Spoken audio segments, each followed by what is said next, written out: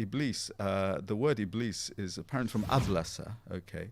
His name, so Shaitan's name, Iblis, is from Ablasa. And Ablasa has the meaning of he gave up all hope, he despaired, he became broken in spirit. Now, those are symptoms of depression, aren't they? Yes, it is. If the best of people expressed their pain in such ways, the Prophet weeping, Maryam alayhi salam saying such strong words. And if I could give one more example, Yaqub alayhi salam, what happened to him? His eyes, some say, well, the expression is that they went white or they dimmed, or some say he went blind. Out of what? Out of grief. Now, in modern psychological terminology, this might be described as a psychosomatic symptom. He had a physical change, a physical symptom based on emotions, and there's no shame there, And he says for sabrun jamil. He's the one that's sort of saying about the beauty of patience and so on. Assalamu alaikum and welcome to today's Islam Channel podcast. And today's guest is Imam Shahwanaz Haqq. And first and foremost, I would like to get a little bit back into the background of who you are and what did you do before you came to become a psychotherapist. So, A'udhu billahi minash shaitanir rajim. I take refuge in Allah from Satan, the outcast. Bismillahir Rahmanir Rahim. In the name of Allah, most gracious, most merciful. Alhamdulillahi Rabbil Alamin. All praise and thanks belong to Allah, the Lord of the worlds. Wassalatu wassalamu ala Rasulillah. And may blessings and peace be upon the Messenger of Allah. Oh, that was a great intro. Well, yes. Okay, now in terms of your question or about how I came to this area, it is actually a long story, but I'll try and keep it sort of contained. I guess it was probably at university that I first thought of this field, because I was studying up in Cambridge. This is about 40 years ago, and I was studying natural sciences, but really focusing on physics. That was my subject. But as part of the natural sciences course, I did a bit of experimental psychology. So there was a bit of an academic interest. Yeah. But actually, more importantly, what I realized is that I had a bit of a fascination for people and how people work and how they think and how they function. And I also noticed that it seemed that people would trust me. Friends would share quite sometimes dark secrets or things normally hidden. And I developed, as I say, a fascination for this. And I think, alhamdulillah, I was a good listener. And as I progressed with my degree, by the end of it, by the time I graduated, I wanted to train as a psychotherapist. I wanted to go into this field, change field completely. But you couldn't. In those days, you couldn't just as a new graduate. Yeah, you couldn't. The training organizations wouldn't take on new graduates. They wanted some clinical experience, some life experience. And I think it's quite right, actually, to be honest. So I was stuck. I didn't know what to do. I no longer wanted to continue with physics, even though I still loved it. But I was quite set on this. So I thought, what shall I do? And I went into chartered accountancy, because this was the mid-'80s, and it just seemed like a safe thing to do, and a lot of people were going to city. So I started training as a chartered accountant. Really, it wasn't me. I didn't like it. As I often say, I was more interested in my clients than in their books and records. But I stuck it out. I stuck it out for 3 years, and then I left, and I got onto psychotherapy training. It was a training in what they call psychoanalytic psychotherapy, and it was an introductory course which led on to a qualifying course, and it's a long training.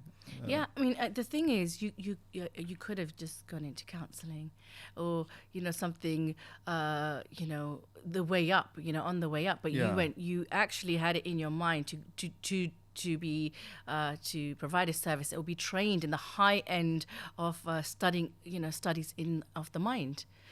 Yeah, I mean, to be honest, in those days, like all the trainings that are available now, now you can do all sorts of psychotherapy, all sorts of counselling, and people can just get onto these courses relatively easily. Back then, which, as I say, 30 years ago, it was more than 30 years ago, they didn't have that. It wasn't the same environment, the you same. see. And I can't quite remember why I had my sort of mindset on psychoanalytic psychotherapy. I think it was seen back then as possibly the deepest form of therapy. So so just to interrupt you there. Yeah, So you're sure. a psychotherapist currently. You are, and so how many years you've been doing this? You've been doing for 30 years? Yeah. I mean, I started working with people, more than 30 years ago now. Yeah. I mean, I don't call myself a psychoanalytic psychotherapist anymore. I call myself an Islam-based psychotherapist and marriage counselor. That's how I usually describe myself, you see, because in those 30 years, all sorts of things happened. Yeah. I mean, I'm sure there's so many fascinating things to learn about. But if you could share with me a little bit about how does this link, how can you connect Islam to psychotherapy? And, what's the connection there? Okay, that's a good question. I'll tell you a little story, okay? And this was a really, in some ways, a momentous occasion for me. It was, there I was, training as a psychotherapist. Also, this was in my mid-20s, let's say, that I'd started. But I was also, in some ways, reconnecting with Islam and rediscovering Islam. You know, it was a time in my life, certain things happened in my life, alhamdulillah, which I'm very grateful for. Allah subhanahu wa ta'ala, He opened doors for me, which I couldn't have imagined, and more later on in my life, alhamdulillah. So there I was, and like two parallel streams, both of which I was quite passionate about. You see, the psychotherapy stream, the training, and also rediscovery or reconnection with Islam. But I kept them separate. They were separate streams. I didn't think of connecting them, like, to address your questions. But then I had this encounter with, and he's someone, and I think he's still alive. I saw him a few years ago. I bumped into him at a wedding, actually. And he was the manager of a nearby, when I say nearby, near to, it was Regent's Park Masjid. I used to pray there because my training was near there. And I was connecting to that community, and it was all sort of fairly new to me. And one day this bookshop manager, who I'd seen many times but never spoken to really, he said to me, he invited me to walk with him from the masjid to his shop. And there we were walking along quite amicably. And then until he asked me, "What do you do for a living?" And I said, "Well, I'm a trainee psychotherapist. I'm a psychotherapist in training," I said. And he changed. His demeanor changed, and he got a bit sort of scared. Not scared. It was a bit sort of antagonistic, you know. Yeah. He started saying it wasn't so friendly anymore. And he said psychotherapy. Wasn't that started by Freud? And I said, yeah, sort of, in this country, or not in this country, in the West, sort of. And I said, but things have moved on. And he said, yeah, but Freud was an atheist, he said. You see. And I said, yes, but, things have moved on. Anyway, but he wasn't having it. And it's only because we also get told that, Freud is the godfather of psychology. Yeah, But yeah, that's right. And in maybe in the West, certainly he played a big part in the way things have developed. But it has moved on. But anyway, he wasn't sort of having that. And then he said, and these words are just sort of etched in my mind, alhamdulillah, he said, anyway, why do we need psychotherapy when we have Islam? He said, Islam is the best form of psychotherapy.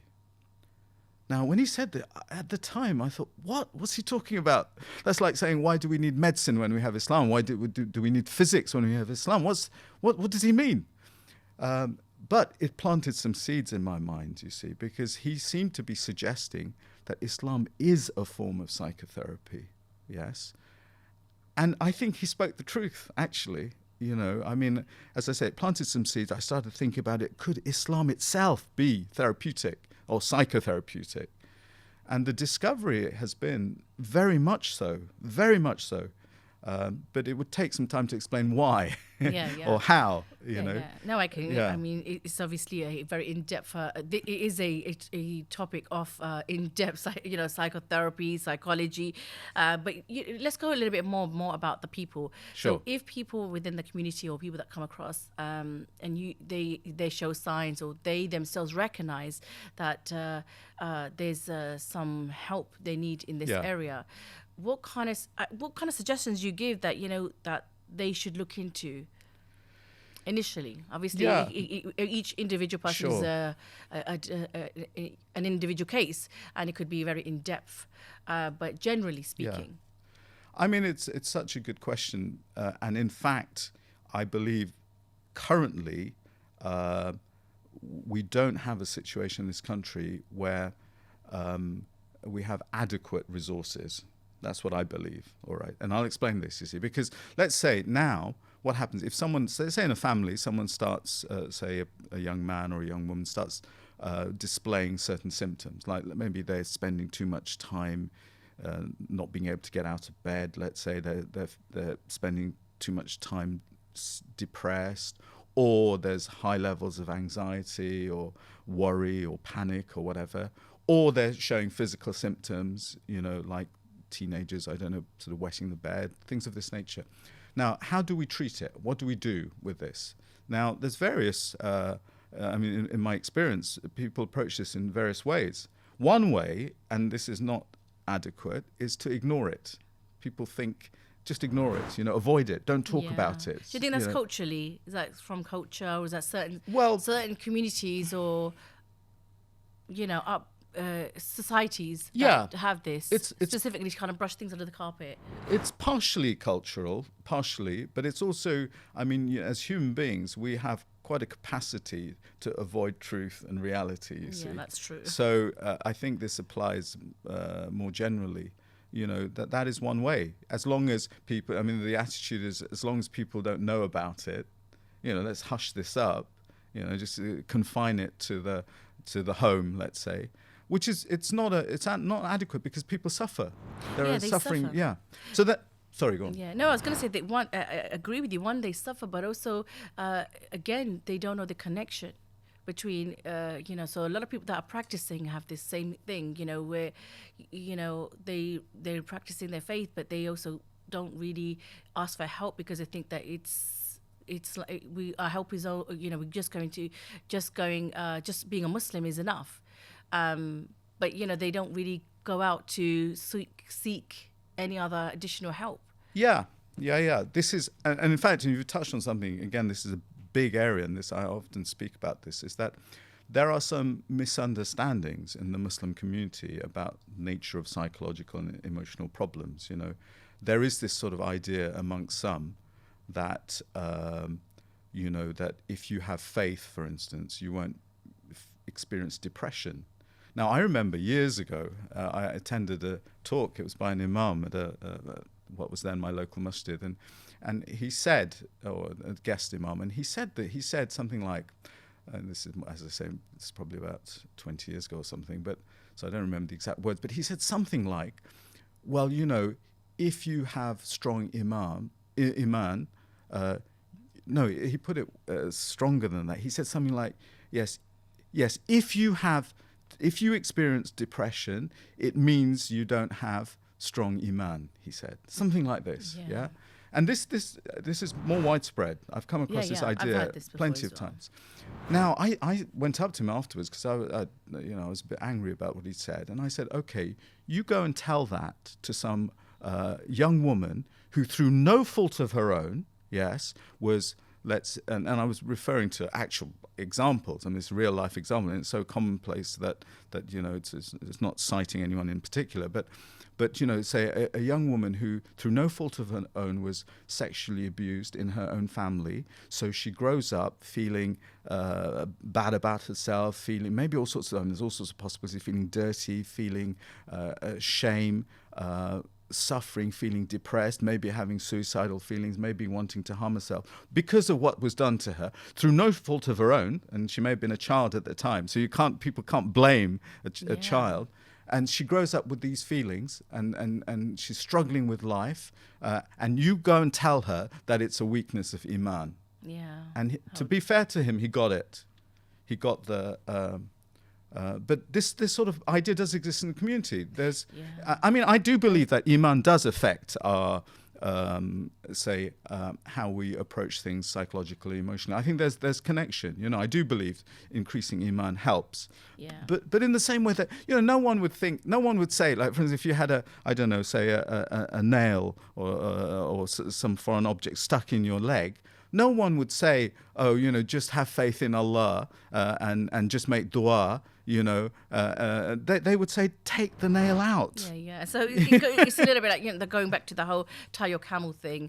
But, you know, you've got to take some steps yourself. You've got to take some steps. But I guess, you know, saying this, it is also really important that people in position of power, authority, or a platform, that they are careful what they say. Because as you gave an example, how would you explain to someone or a woman, for example, that went through all those things? How would you, tell her, oh yeah, you're weak in your faith, so you're struggling with these emotions and all these things that your trauma that you're going through. Well, so it's so important. I mean, that's a topic that on its own about leaders and being careful with what they say on a platform, because it can have a huge impact. Absolutely. And you know, in some ways it is based. Some of this is based on lack of understanding in the community, because I mean, one of the amazing discoveries is that the greatest of people, like the prophets and the messengers and people like Maryam alayhi salam, they expressed pain, and we can definitely say that it wasn't a weakness of iman. I mean, if you can indulge very good this. examples. You know, these are very the Prophet Muhammad sallallahu alaihi wasallam, what was he doing when his son Ibrahim, at a young age, he was dying, and the description is very moving description. He was weeping. True. He was weeping, and he was weeping to the extent that people thought that this was something that he had forbidden. They were surprised by this, and they said, Ya Rasulullah sallallahu alaihi wasallam, we thought you had forbidden this. Now, in the description, and Martin Lings, he does a very beautiful sort of description of this. The English is really very beautiful. And he says that he carried on, the Prophet sallallahu alaihi wasallam carried on weeping until he could find his voice. And then he said, I'm paraphrasing, but this is not what I forbade. These are the promptings of rahmah, of compassion and mercy and tenderness, you see. So he made it clear. Now, the Prophet ﷺ, he knew that he was going to be reunited in Jannah with Ibrahim, his son. He knew this, yes? Why? Someone might say, well, why was he crying? Exactly. You know, well, he had emotions, you see. That's one. You know, there's loss. And the Prophet made this clear that the pain would have been even greater had he not known that they were going to be reunited. Yeah, I mean, I think this may be one of the problems actually in our Muslim communities, because showing emotions, showing tears, is still seen as a sign of weakness. I suppose for the male and for the female, it's just. I think you're kind of like shunned to the side for showing emotions, and you're kind of told to just toughen up, and you know, and but this doesn't resolve the root. And again, in some ways it's going against the Sunnah, isn't it? You know, this sort of cultural idea that, in some ways I was a bit surprised to discover it in the Muslim community, because, I mean, I'm of Bangladeshi origin. Actually, in the Bangladeshi community, a lot of men do cry. We shed tears quite easily, many of us, alhamdulillah. But you see, the thing is, the Prophet Muhammad sallallahu alaihi wasallam, we know he shed tears, and some of the Sahaba, they would cry, the men, and there's descriptions of, you know, that cry, their beards getting wet from the tears, like pools of tears at their feet, this sort of thing. Well, I was told that, you know, people who cry often are people who got a very pure heart. Well, so I like to look at it like that, because I also cry a lot, you know, but I don't see it as a sign of weakness. No. It's a form of expression. Yeah. And look can I give you two more examples of this, you see, from the prophets and messengers? Because I think these are so striking examples. Maryam alayhi salam, when she was about to give birth, you see, it describes in the Quran, in Surah Maryam, it describes how, you know, she went to the trunk of the date palm, and what are the words? It says, قالت يا ليتني مت قبل هذا وكنت ناسيا منسيا. This is very strong words. She's saying, I wish I had died before this. Yes, I wish that I had died before this and been a thing forgotten, utterly forgotten. Now, if we didn't know that she was one of the best of women, if not the best, some say that she was the best of women. But just for clarity, yeah. that was not because of the pain. That was because of the shame. Well, it was the understanding. It's because of both the physical pain of childbirth, and there's some interesting theories about this, which I won't go into. But some say that the pain was more intense than ordinary childbirth. You know, it's but I won't go into that.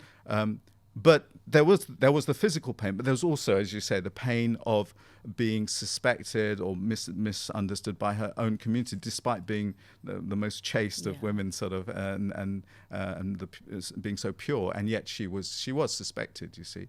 But you see, if we didn't know that she was such a great person, someone might say, well, is this a weakness of iman, or is there a lack of sabr here, or or a lack of shukr, because she knew she was giving birth to Isa alayhi salam. She'd already been informed. No, it's an expression, isn't it? It's an expression of pain. Sorry, go on. Yeah, no, it's okay. It baffles me still, though, that how society still feel a sense of shame when it comes to getting some psychological help or some sort of support through mental health and stuff. Yeah. Why is it so? Why are they connected? Why is there shame in getting help or someone to intervene in your mental health? That's good. That's an interesting question. I've never really thought about why this exists. I know it exists, and there are. I think it is partly to do with a lack of understanding, and I think these examples of the prophets and people like Maryam alayhi salam, it helps a lot, you see, because if the best of people expressed their pain in such ways, the Prophet ﷺ weeping, Maryam alayhi salam saying such strong words. And if I could give one more example, Yaqub alayhi salam, what happened to him? His eyes, some say, well, the expression is that they went white or they dimmed, or some say he went blind. Out of what? Out of grief. Now, in modern psychological terminology, this might be described as a psychosomatic symptom. He had a physical change, a physical symptom based on emotions, and there's no shame there. And he says fasabrun jamil. He's the one that's sort of saying about the beauty of patience and so on. So you see, I think knowing that the best of people could, and they did express their pain. I mean, not to an excessive level. That's the thing. I mean, the Prophet did forbid certain types of wailing and pulling hair out, etc. That sort of weeping, or not weeping, that sort of mourning. It's not excessive. None of this is excessive, but it's expressive, you see. Yeah. So that's one reason. I guess it comes down to, again, lack of just, as you said, understanding, knowledge. But there is also another factor which I can think of, which is actually and you use the words which in some ways explain this. You see, for people to take certain steps, they would have to admit that there's a problem, and they would have to seek help, wouldn't they? Now, as I often say, some of the people who most need the help of, say, let's say a psychotherapist, never come through the door because they have this attitude. I've heard this over the years many times from, say the spouses of people like this or family members, that they say, well, there's nothing wrong with me. Yeah. There's nothing wrong with me. Yeah, so I suppose it's seen as, where people think that there's a fault or a shame connected to them getting any kind of help, an outside help. But say someone is willing to get help. Somebody wants to get help. Yes. How do they know? What would they do? They need a psychotherapist, or do they need a bit of counselling, a bit of mentoring? Like there's so much out there. A bit of ruqya, exorcism, or no. And I mean, actually no. And this reconnects us to the original question: that what can people do? How do we seek help if we're in those situations? Well, as I said, one way is not to seek help at all. We've covered that. This doesn't make sense really, but we've got to override the shame, etc., and the and misunderstandings in order to be able to willing to seek help. All right, but then what does someone in this country, for instance, let's say a Muslim man or woman who feels that they need help, what options do they have? Well, unfortunately, the options in some ways aren't adequate at the moment, because one thing that they can do is I said ruqya. People do go for ruqya. Now, sometimes very inappropriately, I think. I have very strong feelings about this whole sort of area of ruqya. It's complex, and I won't go into it now. But that seems to be the first port of call for many people, you see.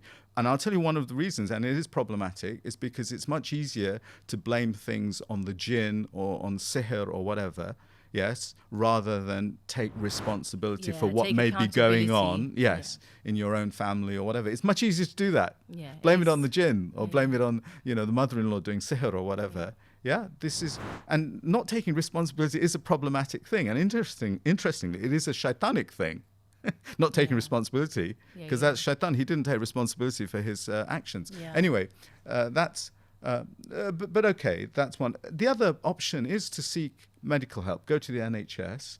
And now here, and again, I mean, of course, doctors generally well-meaning. They'll try and direct you to the right sort of help. But when you've got only, what is it? They have 10 minutes, don't they? They have 10 minutes. Oh, I thought it was less than that. I thought they had about 6 minutes. Oh, is it? Or maybe it is. But, someone was telling me this the other day, but I forgot. I mean, they're probably right. I was just assuming that when I'm with a doctor, my GP, I feel like it's only about 6 minutes, and they kind of want to rush you out. You know?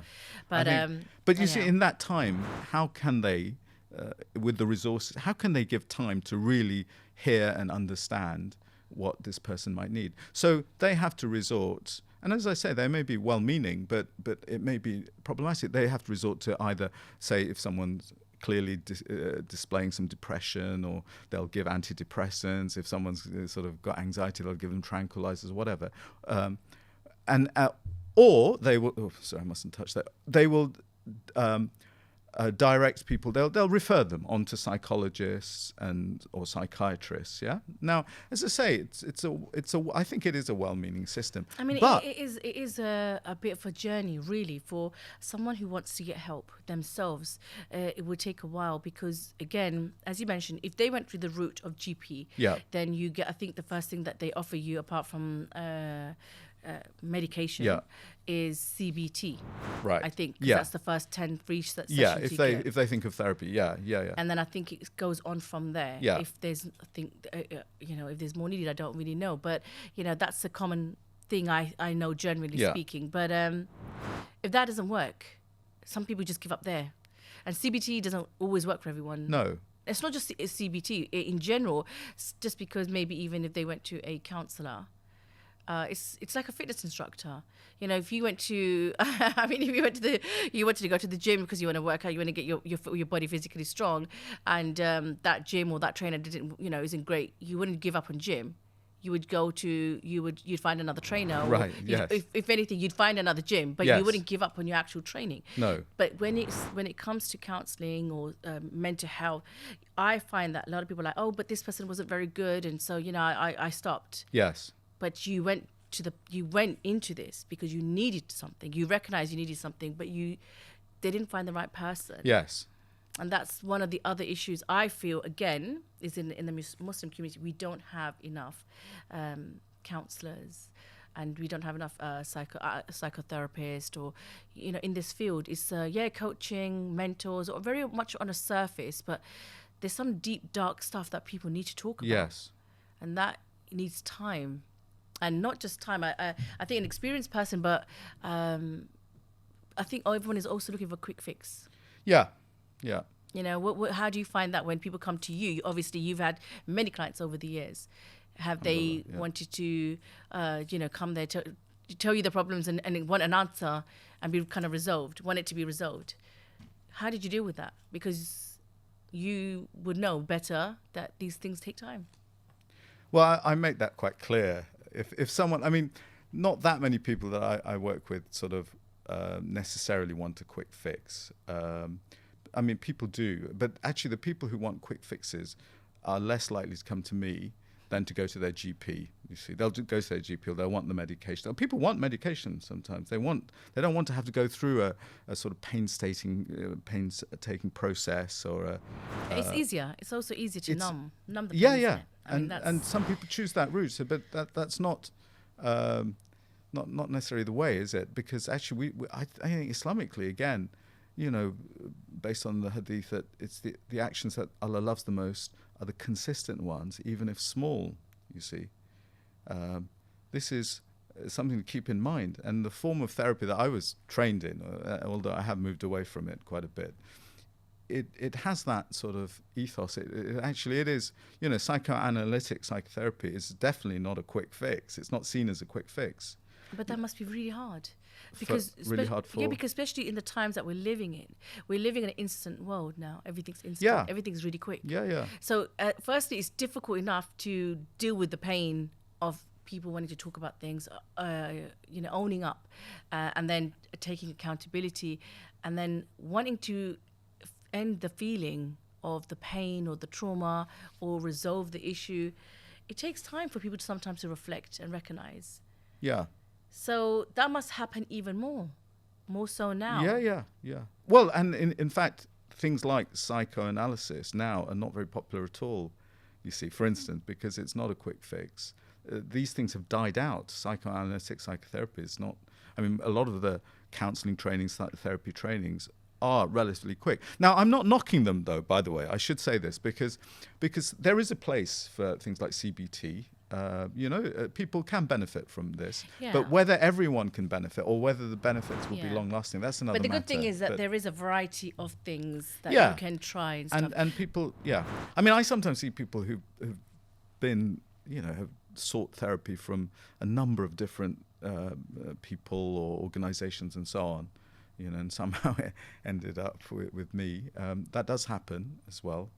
I'm just wondering, it might be a funny question or a silly question, but if somebody comes to you with depression, how long before you see results of them coming out of depression? Yeah, that is a difficult But I suppose it's how deeply they come. Well, that's right. Everyone is different. Sometimes people do say to me... Yeah, but if I'm going to go to the gym and I want to work out, I need 6 weeks, 12 weeks, and I'm going to see something. I'm going to see a change. Yeah, it's physical. It depends what you want, you see. That's the thing. Again, and the gym example is actually quite a good one. I sometimes use this because let's say someone is really sort of through years of, misuse of their bodies or excessive eating or not exercising, goes to the gym, with, say, knee pain, all right? And they say, how long will it take before this pain goes? Well, actually, it might go quite quickly because it might be to do with excessive weight. So once you get down to a certain level, the knee pain may go, but it doesn't mean that they're going to be fit and healthy. There's still probably more work to be done. But also, if the knee pain is due to deeper reasons, it's not just excessive weight, let's say there's something deeper, then it may take a lot longer, you see. And we just can't, I don't think we can predict these things. When people say to me, I get people saying, how long might this take? And I said, well, to be honest, I don't know. I just don't know at this stage. But I sometimes say that, look, it's taken you, say, 30 years to being the person that you are now. Yeah. Why do you think it's just all going to change overnight or in the matter of a few weeks?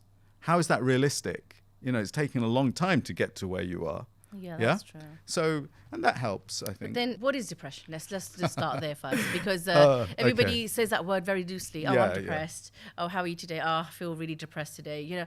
That word is used a lot. What is actual depression? Yeah. Now, you're opening something up, which is a huge area, and which I do feel quite strongly about. You see, I think some of the terminology in this world of psychotherapy now, some of the terminology, some of the language that's used, I think it's basically problematic, you see. And we need to change our thinking. Because one of the things we haven't mentioned yet, actually, is that the reason that some of these resources are not adequate is because there's a missing dimension. The dimension of, for us, Islam, you see, the dimension of spirituality or religion. You see, this plays a part. Over the years, I've met excellent non-Muslim therapists, who I would recommend without hesitation, even to Muslim clients. But even with them, there will be this missing dimension, you see, because they're not the element. There faith, may be. And it plays a huge part. You see, we can't ignore that part. Okay. So the language and the understanding. I mean, now, for instance, and unfortunately, again, the internet has led to some problems in this. Everyone, or not everyone, but a lot of people self-diagnose, you see, because you can just look this up. You can just look up, like, I remember when I had a couple of clients who actually were sort of, they'd call me and say, I've got this condition, and can you help? And I say, well, how do you know you've got this? How do you know? And they say, well, I went on this website and I ticked like 7 of the boxes. And it means I've got this, I've got whatever, BPD or narcissistic. Well, no, you don't get the narcissists never come to therapy, actually. Yeah, but we all have a bit of narcissistic traits in us, don't you? We all have depressive. Everything. We have everything. We're all on a spectrum, aren't we? Yeah, we do. No, we are, aren't we? We do. Really. But if I could define it, I'm sure you're going to correct me. If I was to define it, and I don't obviously have it, I'm not a psychotherapist or anything, but I would say depression is an absence of being present. Would you? Yes, that's what I would say. Okay. An absence of being wanting present. to be present, yes. Oh, of wanting to be present, Yes. which is different. Okay. Okay, yes. Is that what you feel? Yeah, that's what I think. I think that's what depression would be, of not wanting to be. Anyway, whether that's correct or not, that's just my thought. It's an interesting thought. I mean, the way I would look at it, even the phenomenon of depression is on a spectrum or a continuum. Everyone experiences sadness, for instance. Everyone has lows. Okay. Now, with some people, that sort of the level of sadness or the low that they feel is at a very high level, and it's very persistent. You see. Now, that is what would be, say, in psychological terms, might be described as clinical depression, and they'll have a list of symptoms and so on. Yeah, they'll have tics. But here's something interesting, just to put this in. Iblis.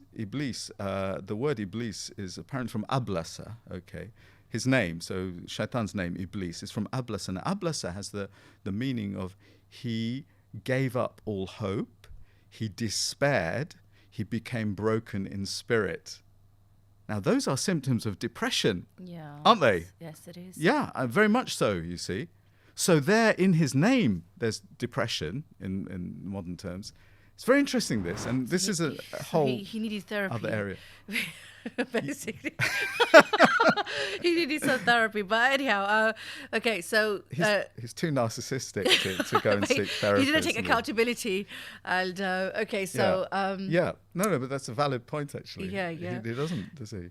But, how... So, again, we're getting a little bit of depression. So how would you treat these symptoms then? How would we go about it? I don't treat symptoms, actually. I don't look at a human being as in that sort of as a collection of symptoms. So the other thing is, when we are when people are in these sessions and stuff, that because when you're with a counsellor, I think from what I know, they don't normally. It's supposed to be just listening.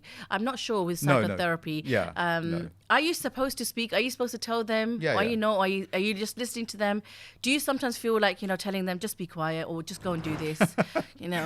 Just go take that trip that you've been talking about for pull so long. yourself Last together, 12 years man. you've been talking about it. Go ahead and go and do it. Do you sometimes feel like you can say things like that to your clients?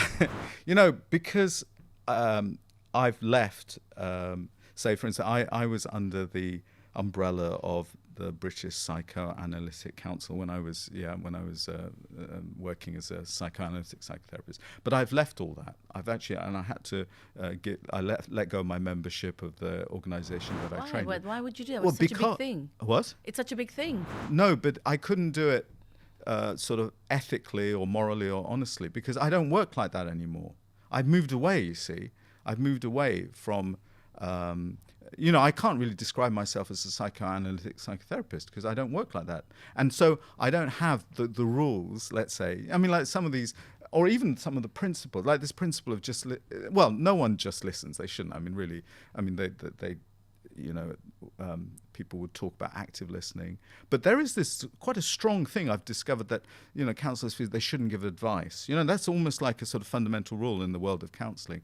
Now, I don't adhere to that because I'm not presenting myself as like a Western counselor. And my take on this, really, if I can share, not shove down someone's throat, but share, let's say, a verse from the Quran or a Sunnah practice, which might benefit the person, why wouldn't I share that 100%. as a Muslim, you see? Yeah. You know? Yeah, no, 100%. But that's also because you have an interest in the psyche of the Islamic side, and you have the knowledge, and you've looked at it, the psychology through the Islamic perspective. Yeah. So, but someone who is not trained in Islamic knowledge or history or these events, obviously these are all reminders, the stories of the prophets and stuff. Yeah. Great examples to reassure us, and they end up with a counselor or a psychotherapist that is not a Muslim or is not even offer any faith. Are they able to give them advice? Because that could be dangerous. Yeah, no, generally they won't, you see. And I think that is, I mean, there's good reason for that as well, you see. I'm not knocking the sort of the Western practices, but it's limited, you see. We've got to understand the essence of these things. There's all sorts of, and to go into this again, it would take a long time to explain why, for instance, we can work in certain ways, which do come under certain boundaries, yes, like the Islamic boundaries. That's what matters to us, I guess, but may not actually conform to the Western psychological models, you see. But this is a deep area. It's, like, for instance, again, I'll give you an example. And another rule is about personal disclosure. You see, therapists and counselors are very strongly advised not to disclose things about themselves, you see, because they... Now, I remember years ago, and it was a non-Muslim man, he said to me, it was at a conference, and he said, well, they call this sort of self-disclosure or whatever, but another way of looking at it is sharing. It's sharing, you see. And I really agree with him, you see, because there's something about the relationship. Because after all, it is a relationship. The therapist, client or patient relation. It's a sort of almost a unique relationship. It's a very unusual relationship, but it's a really good relationship because one person is trying hard to understand and help the other without being judgmental or shoving things down their throats or whatever. It's an unusual relationship. It has features. I had a tutor when I was training who she would describe the therapeutic relationship as a very high quality relationship, and I agree with this. It is high quality. But doesn't it? There's a chance that it could be very detrimental in the sense that you could get a client that would get hooked on, I need an answer, I need my therapist. And they look at the therapist not as a session where they get to reflect and find answers within themselves or get to look, further in depth within themselves. Rather, they look at the therapist as a person to give them the answers. That could be dangerous, no? Yeah, and also therapists believing that they can give the answers can be problematic. You see, who do we think we are? The way I look at it is that really our job, one of the essences of our work, is to put up mirrors, to reflect back to the person the reality of their existence. Yeah, now that sounds a bit grand, but to reflect, and Western therapists do this as well. They may reflect back emotional truths or psychological truths or realities as best they can, but it is putting up a mirror. Now, putting up a mirror is very different from imposing your beliefs or your understandings on someone. So you put up a mirror as best you can, and it's limited because how polished is that mirror?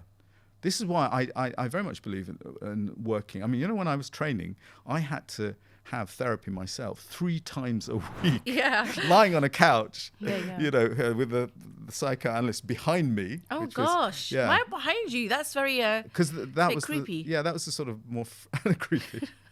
Because you're not even seeing them. Because it gives. I mean, the rationale is that it gives you an opportunity to, in some ways, let your imagination go to wherever it wants to without actual external cues or realities. You see, it was also partly because actually the origins of this. It said that Freud, he found it really difficult if someone was looking at him, for 50 minutes, you see. So it had a funny origin. But I mean, I think I can relate to Freud there, actually. If I was to have a conversation, I don't know if I would be able to have this, it just depends actually on the conversation. But there's one question I've always wanted to know. Okay. That from people that are helping other people in the world of psychology is, does a shrink have a shrink? Do you have someone, even though you've been doing this for years and years, and you've got a lot of experience and you've evolved and you've changed things to what you found works in your experience, do you have a place or a person you go to? Now, no, not at the moment. No, I don't. I mean, they recommend it. They do. I mean, again, in the world of psychoanalytic psychotherapists, they do recommend that you, if you need to, you continue working on yourself. Okay. Now, I was in therapy for many years while I was training, and the training went on because, as I say, there were papers to submit. I got married. I had children as well. So it went on, and I had to be in therapy for the entire duration. So by the end of it, I was really fed up. Yeah, I was really fed up. Yeah. And so, when I qualified, it was such a relief, alhamdulillah. Now, since then, you see, the thing is, in some ways, I do have a therapist, if I can put it that way. But you see, who are my mirrors, you might ask, you see. Now, the interesting thing is that it's very much an Islamic recommendation, because there's a hadith that the believer is a mirror to his brother. We need to be mirrors to one another, you see. And this mirroring can occur, I think, through various sources, various people. And people vary in this, actually. Some people are really good mirrors, even, like friends, or even, say, like for me, someone at the masjid or whatever, or even a colleague. Some people are very good, or family members sometimes, or relatives and so on. They can be very good mirrors. Yeah? I mean, wouldn't that be a huge problem? What do you When mean? we are mirrors, I mean, it's a really good point. You said it's a hadith. There's a hadith. Yeah. Yeah, so there's a hadith on this. We should be mirrors to our brothers and sisters. The problem is this: when you're a mirror, you're also gonna get a smash mirror. You're gonna end up breaking relationships. You're gonna family ties might be broken, and it's also. Yeah. This is it's a difficult position to be in. Yeah. And the mirror, I mean, again, we could have a whole sort of show on this, actually, but inshallah. But the mirror, I mean, again, the mirror has to reflect back reality, okay? That's the thing.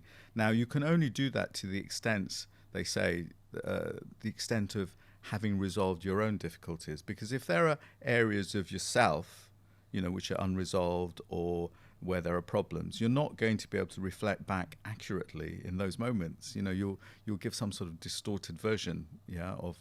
I mean, and you may even see, and this is a common problem, I think, or potentially a common problem, is you may see things in your in the person that's looking in your mirror. I won't say client or patient now, because I think this applies generally. You may see things in them which actually aren't to do with their reality, but more to do with your own, you see.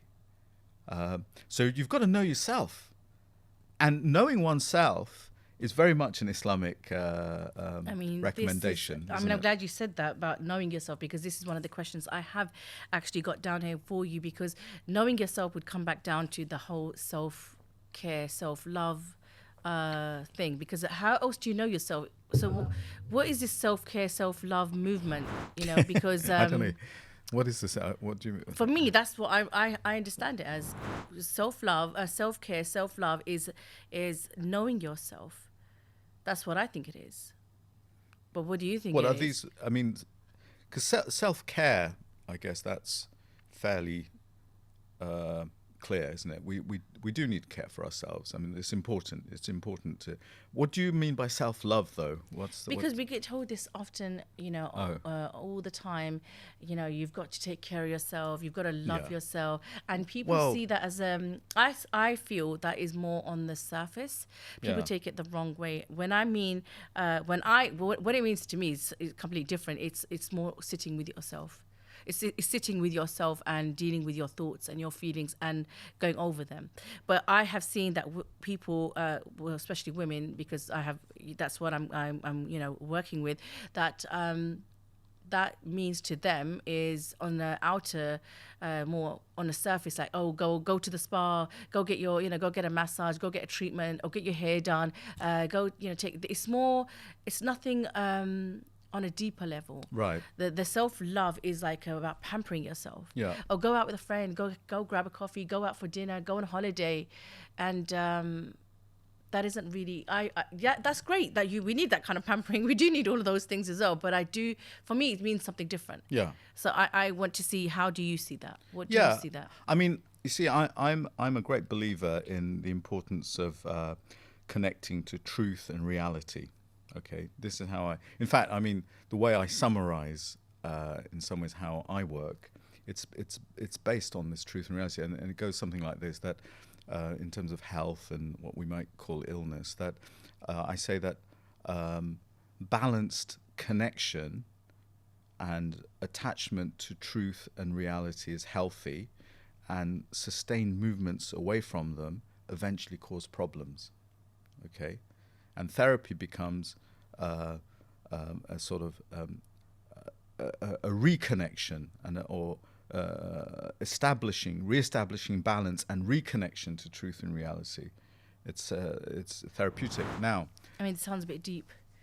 Well, I hope so. Yeah, no, Is that a problem? No, it sounds a bit deep. But how are you supposed to explain that to somebody, just an average, everyday person? What do you mean? The words aren't that. I mean, they're simple words, aren't they? Yeah, but it is deep because self-love is finding a balance. No, but self-love. Then you see, self-love could actually go against truth and reality, couldn't it? It's possible. It's possible that, because when I say truth and reality, I mean truth and reality in all its forms, including sort of psychological truths and realities. So maybe they don't know what the emotional. truth or the reality is. Oh no, but we can search for it. Now, self-love could actually be a defense against painful truth sometimes. Someone, rather than facing the truth and looking in the mirror, seeing who they really are, and then doing something about it, is hopeful, you see. Because if you see yourself as you are, then you can actually do something about it. Yeah. But again, love could get in the way. Self-love. I mean, if you just go around sort of thinking, oh yeah, like some of these sort of there's this sort of method. I can't remember what they called it. I always forget the name for this, but that where you look in the mirror and you say, I am confident. I am affirmations. This. Affirmations. Yeah. That's the word. Yeah. Now, I think affirmations are fine if they are truthful, but if they're false, I think they're problematic. So if someone says, I'm supremely confident as a way of, creating something, boosting themselves. Well, no, it may be the case that actually, in reality, they're not supremely confident. So you've created a falsehood. And I think it will catch up. It may work. It may work for giving a best man speech or whatever. Or in the moment, in the moment. But it's going to result in problems. I really am very much a believer in the importance of truth and reality, even if it's not. But it's about finding that as well. If you ain't got the right people around you, then it's about finding a therapist. For if they admit to having a problem and wanting the help as well. There's so many things. It's not an easy thing to face the truth and reality of. Go on. It's down to individual if they're willing to. Yeah, absolutely. And so the self-love thing. We have choice. Yes, I guess that's a great reminder. We do have a choice, and we should try to make the right choices. And if we always gonna have problems, there's always gonna be something, and it's about whether we want to bring the greater good or change, right? Yeah. So, but I agree, the self-love thing can become actually a numbing mechanism. So again, it's something that they don't have to, everybody's like this, I'm going to go love myself and I'm going to go and treat myself. And they can be doing this continuously over a long period of time and actually become, really toxic or... Yeah. I mean... a person with us, doing a lot of damage because they keep numbing it with this whole self-love thing. So anyhow, look, there's so many things to talk about. There is a fire round as well, but before we even get there, we've got so many other questions I want to ask, but I don't think we're going to have one. We're not going to have one session. We're going to definitely have another podcast on this because there's much more to cover. But it's been so great to speak with you today. If you had to give a message just for the people that are watching today, what would your message be? That's the only fire question, but you have to do it very quickly. God. Very quickly. Well, I guess just to follow on from what we've just said, I think seek truth. Yeah, seek truth and reality.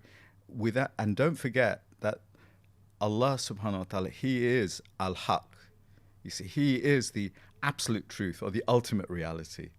So, this process involves seeking Him and I guess seeing our relationship with Him, as well as all our sort of individual emotional truths. And seeking truth is, I think, so important, you see. So, well, maybe that's a great reminder there, but thank you so much. You're most welcome. I'm with Imam Shahwanaz Haqq, and we are going to continue this conversation once again. Inshallah. Thank you. And it's been very enjoyable, actually. Thank you so much. Thank you.